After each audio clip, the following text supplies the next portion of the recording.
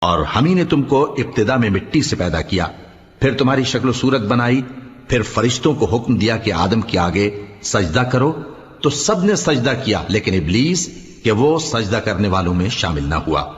اللہ نے فرمایا جب میں نے تجھ کو بھی حکم دیا تھا تو کس چیز نے تجھے سجدہ کرنے سے باز رکھا؟ اس نے کہا کہ میں اس سے افضل ہوں، مجھے تو نے آگ سے پیدا کیا ہے اور اسے مٹی سے بنایا ہے۔ فرمایا تو بہشت سے اتر جا، تجھے شایع نہیں کہ یہاں تکبر کرے، پس نکل جا کہ تو ذلیل لوگوں میں سے ہے۔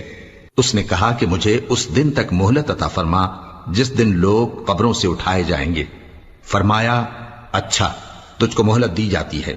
بولا کہ مجھے تو نے گمراہ کیا ہی ہے، میں بھی تیرے سیدھے رستے پر ان کو گمراہ کرنے کے لیے بیٹھوں گا، پھر ان کے آگے سے اور پیچھے سے اور دائیں سے اور بائیں سے غرض ہر طرف سے آؤں گا اور تو ان